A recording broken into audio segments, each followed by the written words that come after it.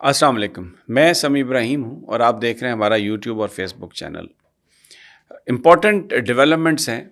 एक तो इलेक्शंस के हवाले से मैं आपको बताऊंगा इमरान खान साहब क्या सोच रहे हैं और पाकिस्तान की एस्टेब्लिशमेंट क्या सोच रही है, पीडीएम की क्या राय है और ग्राउंड पर कोशिशें क्या हो रही हैं। और दूसरा, आज एक हाई लेवल डेलीगेशन पीटीआई का उसने राजा परवेज़ अशरफ से मुलाकात की है, कौमी असम्बली के स्पीकर से, और उनको इस बात पर कायल करने की कोशिश की है कि उनके इस्तीफ़े कबूल कर लिए जाएं।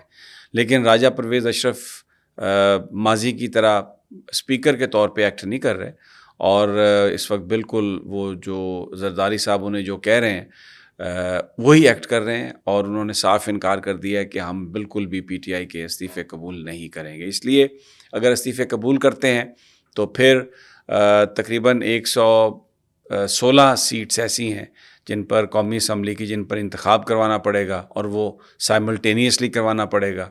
और इस वक्त जो हालात हैं उसमें पीडीएम की जो जमातें हैं बिल्कुल किसी तरह का भी कोई उन्हें पाकिस्तान के अवाम की हमायत हासिल नहीं है, और ये 116 की 116 सीटें अगर इन पर इलेक्शन होते हैं तो इट इज़ वेरी लाइकली कि ये 100% जो नशिस्तें हैं इनको पीटीआई जीत जाएगी। वैसे इसके अलावा और उस मीटिंग में क्या हुआ, क्या उन्होंने राजा परवेज़ अशरफ से गुफ्तगू की, वो मैं आपके साथ शेयर करूँगा आगे जाके। लेकिन शुरू में मैं जो इलेक्शन का मामला है वो मैं आपके सामने रखना चाहता हूँ। एक तो पिंडी में कोर कमांडर कॉन्फ्रेंस हुई। एक्चुअली उसके जो फ़ैसले हैं, बड़े फ़ैसले उसके क्या हैं, अभी तक वो सामने नहीं आया। बस इतनी बात आई है कि जी सिचुएशन पर गौर हुआ और सब कुछ देखा गया, और लेकिन क्या फ़ैसला हुआ, क्या इंतखाबात के लिए कुछ राय उनकी है, एस्टेब्लिशमेंट इस हवाले से कुछ करेगी, उस हवाले से कोई इत्तलात नहीं आई। लेकिन जो इत्तलात आई हैं वो बड़ी मायूस कुन है, to be honest and to be frank with you. एक टेक्नोक्रेट गवर्नमेंट बनाने की कोशिश की जा रही है, और ऐसा लग रहा है कि ये जो माजी की जो पॉलिसी थी उसी को किसी न किसी अंदाज में कंटिन्यू करने की कोशिश की जा रही है। जब मैं माजी की पॉलिसी का जिक्र करता हूँ तो इसका मतलब ये है कि इमरान खान को सिस्टम से निकालने की जो कोशिश थी। सबसे बड़ी जमात है तहरीक इंसाफ, हर ज़िमनी इंतखाब उन्होंने जीता है। इमरान खान इस वक्त पाकिस्तान के सबसे पॉपुलर लीडर हैं, लेकिन सिस्टम में उनको निकालने के लिए हर तरह के दौ पेच इस्तेमाल किए जा रहे हैं, और इससे मुल्क का कितना नुकसान हो किसी को कोई परवाह नहीं। आज डॉलर 290 रुपए में भी ओपन मार्केट में अवेलेबल नहीं है, कीमत उसकी आ रही है। अगर आप लेने जाएं डॉलर तो आपको डॉलर मिलते नहीं है, और एवरी पासिंग डे ये सिचुएशन इतनी ख़राब हो रही है, इससे हम रिकवर नहीं कर सकेंगे। गरीब आदमी की ज़िंदगी तंग हो गई है। कॉन्फिडेंस के लिए आपको सियासी सिस्टम में एक स्टेबिलिटी चाहिए, और वो इसी तरीके से आ सकती है कि अगर कोई भी हुकूमत 5 साल के लिए आए, और वो कैसे आएगी, वो इंतखाबात के नतीजे में आएगी। लेकिन यहाँ पर क्या बात हो रही है, टेक्नोक्रेट्स, और मुझे मेरे ज़राए ये बता रहे हैं कि इंटरव्यूज़ भी हो रहे हैं। अब कौन इंटरव्यूज़ कर रहा है मुझे ये कहने की ज़रूरत नहीं है। अगर आप टेक्नोक्रेट्स को बुला के, जो माहिर इक़्तिसादियात हैं उनको बुला के अगर आप ब्रीफिंग्स ले रहे हैं, तो क्या ये आपका मैंडेट है ब्रीफिंग्स लेना? ये काम पॉलिटिशियंस का है, ये काम जो उन सियासी जमातों के जो इक़्तिसादी अमूर के माहिरीन हैं, ये काम उनका है। आप उन्हें करने दें। आपकी इनपुट ज़रूर चाहिए होगी, और जब आपकी जो भी इनपुट है आप वो देते रहें। लेकिन अगर आप एक डिसाइसिव रोल उसमें रखना चाहते हैं अपने पास, तो माजी में आप मुझे बताएं आपने कौन सी कामयाबी हासिल की? बाजवा साहब ने क्या किया पिछले 6 साल में? हुकूमतों को गिराने का, बनाने का उन्होंने कारोबार किया, और उसका नतीजा क्या? हम इस वक्त इस मुल्क में एक अफरा तफरी की सी और क्याओस की सी कैफियत है। और अभी फिर आप लोगों को बुला के, टेक्नोक्रेट्स को, उनसे ब्रीफिंग्स लेके, आप इक़्तिसादी अमूर के माहिरीन नहीं हैं, ये आप तस्लीम करें इस बात को।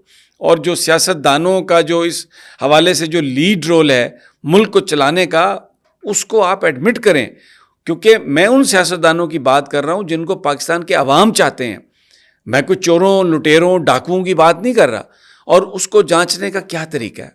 उसको जांचने का एक ही तरीका है कि आप इलेक्शन करवाएं, लोगों को अपने नुमाइंदे चुनने का मौका दें। लेकिन ऐसा नहीं हो रहा। और कल जो तकरीर थी इमरान खान साहब की, جو انہوں نے علماء سے اور جو اسکالرز کے ساتھ جو ان کی گفتگو تھی، پھر کچھ جرنلسٹوں کے ساتھ بھی ان کی میٹنگ، سیاستدانوں کے ساتھ بھی ان کی میٹنگ، اس میں یہی چیز آ رہی ہے کہ جی گورنمنٹ جو ہے، اب الیکشنز جو ہے نا وہ ایک مایوسی ہے، اتنی تباہی ہو گئی پاکستان کی، اس کے باوجود جو پاکستان میں ذمہ داران ہیں وہ انتخابات نہیں کروانا چاہتے. نہ جانے کس کی ایگو ہے، نہ جانے کس کا کوئی غرور ہے، لیکن معاملہ جو ہے وہ الیکشن کی طرف جاتا ہوا نظر نہیں آ رہا. ویری رائٹلی عمران خان نے کہا. اب اس کے لیے کیا ہوگا پھر؟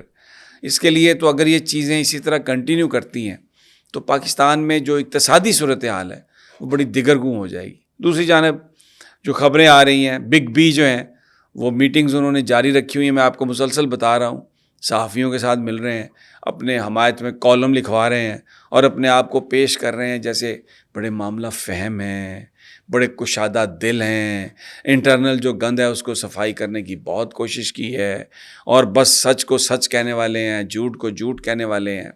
Very sad affairs. اور بہت سارے لوگوں سے رابطے کیے جا رہے ہیں، کابینہ کے اراکین جو ہیں ان کو فائنل کیا جا رہا ہے، اور بات ابھی صرف اس لیے پھنسی ہوئی ہے کہ اس کی کوئی قانونی صورتحال کیسے نکالیں. پاکستان کے آئین میں کسی عبوری سیٹ اپ کی کوئی گنجائش نہیں، کسی ٹیکنوکریٹ گورنمنٹ کی کوئی گنجائش نہیں. تو پھر کیا کریں گے؟ یہ عدالتوں سے کوئی فیصلہ لینے کی کوشش کریں گے، کوئی سیٹ اپ بنا دیں گے کیئر ٹیکر کے نام پر، اور پھر آگے جا کے عدالتوں سے جا کے اس کو کنٹینیو کروائیں گے. کیونکہ جو لوگ بھی ان سے ملے ہیں انہوں نے یہ کہا ہے، ٹیکنوکریٹس نے، کچھ لوگوں سے تو میری اپنی بات ہوئی ہے، میں ان کا نام نہیں بتا سکتا، میرا ان سے یہ وعدہ ہوا ہے کہ جی کہا یہ گیا کہ آپ کوئی 1-2 مہینے کے لیے آ جائیں، تو انہوں نے کہا کہ جی نہیں، یہ کم از کم 6 مہینے سے 1 سال ہمیں چاہیے. تو اب 6 مہینے سے 1 سال نان الیکٹڈ لوگ اگر وہ 1 سال کر بھی لیں ٹیکنوکریٹس، تو وہ پاکستان کا جو اس وقت نظام ہے اس میں کانفیڈنس کو کیسے ریسٹور کر سکتے ہیں؟ انویسٹر کیسے آئے گا اگر اس کو یہ پتا ہے کہ یہ سیٹ اپ تو 6 مہینے یا 1 سال کے بعد چینج ہو جائے گا، پھر دوسرا سیٹ اپ کیا ہوگا؟ یہی وہ غیر یقینی صورتحال ہے جس کی وجہ سے پاکستان میں نہ فورن انویسٹمنٹ آ رہی ہے، نہ کوئی روزگار آ رہا ہے، اور کرنسی جو ہے وہ ڈی ویلیو ہوتی جا رہی ہے. تو تقاضا صورتحال یہ کرتی ہے کہ الیکشنز ہی پاکستان کا واحد حل ہے، کیونکہ 5 سال کے لیے گورنمنٹ آئے گی.